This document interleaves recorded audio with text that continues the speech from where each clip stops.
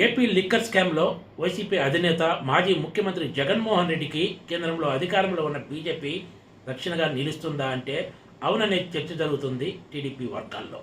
AP liquor స్కామ్కి సంబంధించి రాష్ట్రానికి చెందిన విచారణ సంస్థలు పక్కా ఆధారాలను నిగ్గు తేల్చినా కూడా ఇటువైపు ఎన్ఫోర్స్మెంట్ డైరెక్టరేట్ కన్నెత్తి చూడకపోవడంతో పలు అనుమానాలు తలెత్తుతున్నాయి. కాకినాడ పోర్ట్ వాటాల బదిలీకి సంబంధించిన వ్యవహారంలో ఏపీ సిఐడి కేసు నమోదు చేసిన వెంటనే ఈడీ కూడా రంగంలోకి దిగింది. తెలంగాణలో కూడా అదే తరహాలో బీఆర్ఎస్ హయాంలో సాగిన ఫార్ములా ఈ రేసుకు సంబంధించి మాజీ మంత్రి కేటీఆర్పై కేసు నమోదైతే వెంటనే ఈడీ రంగంలోకి వచ్చింది. కానీ ఆంధ్రప్రదేశ్కు సంబంధించిన లిక్కర్ స్కామ్ విషయంలో మాత్రం ఈడీ అటువైపు కన్నెత్తి చూడటం లేదు. దీంతోనే కేంద్రంలో అధికారంలో ఉన్న పెద్దలు బీజేపీ నాయకత్వము జగన్ను రాజకీయ కోణంలో రక్షించేందుకే ప్రయత్నం చేస్తోందనే అభిప్రాయాన్ని వ్యక్తం చేస్తారు. జగన్ ఎప్పుడైనా రాజకీయంగా తనకు భవిష్యత్తులో ఉపయోగపడతారనే కోణంతో పాటు ఇతర కోణాల్లో ఈ కేసును చూసి చూడనట్లు వదిలేస్తున్నారనే చర్చ ఏపీ రాజకీయ వర్గాల్లో సాగుతోంది.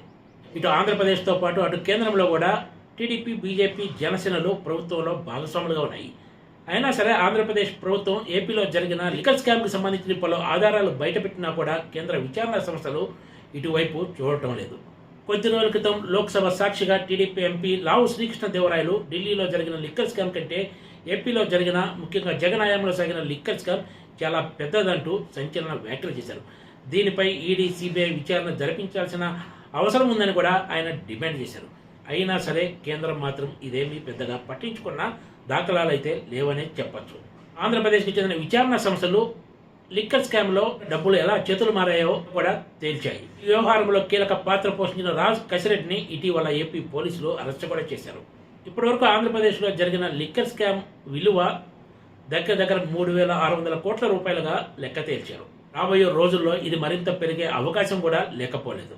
ఎలా చూసినా కూడా ఇది ఢిల్లీ లిక్కర్ స్కామ్ కంటే ఎంతో పెద్దదనే విషయం స్పష్టంగా కనిపిస్తోంది. అయినా సరే ఈడీ ఇటువైపు కన్నెత్తి చూడటం లేదంటే ఢిల్లీ పెద్దల వద్ద జగన్ పరపతి ఏ రేంజ్లో ఉందో అర్థమవుతుందనే వ్యాఖ్యలు వినిపిస్తున్నాయి.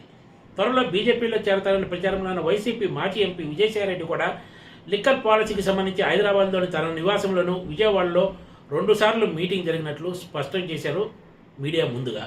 ఇదే విషయాన్ని ఆయన సిటు విచారణలో కూడా చెప్పినట్లు తెలిపారు. అసలు ప్రభుత్వంలో నేరుగా ఏమాత్రం భాగస్వామి లేని వ్యక్తులే లిక్కర్ పాలసీని ఖరారు చేసినట్లు విజయసాయిరెడ్డి మాటల్లోనే తేలిపోయింది. అటు విజయవాడలోనూ ఇటు హైదరాబాద్లో జరిగిన లిక్కర్ పాలసీ మీటింగ్లో తనతో పాటు ఎంపీ మిథున్ రెడ్డి, రాజ్ కసిరెడ్డి, వాసుదేవరెడ్డి, సత్యప్రసాద్, సజ్జల శ్రీధర్ రెడ్డి తదితరులు పాల్గొన్నారని విజయసాయిరెడ్డి మీడియా ముందు చెప్పుకొచ్చిన సంగతి తెలిసిందే. జగన్ పాలనా హయాంలో లిక్కర్ అమ్మకాలు మొత్తం నగదు రూపంలో జరిగిన విషయం తెలిసిందే. ఈ నగదును సూట్ కేస్ కంపెనీలు, షెల్ కంపెనీల రూపంలో పెద్ద ఎత్తున అక్రమంగా తరలించారని విచారణలో తేలింది. అయినా సరే కేంద్రానికి ఇవేమీ పట్టడం లేదు. అందుకే ఈడీ దీనిపై పెద్దగా ఫోకస్ పెట్టినట్లు లేదనే చర్చ సాగుతోంది. జగన్ హయాంలో సాగిన లిక్కర్ స్కామ్కు సంబంధించి పక్కాగా ఆధారాలు దొరికినా కూడా కేంద్రాన్ని గట్టిగా విచారణకు డిమాండ్ చేయలేని పరిస్థితిలో టీడీపీ, జనసేనలు ఉన్నాయనే చర్చ సాగుతోంది.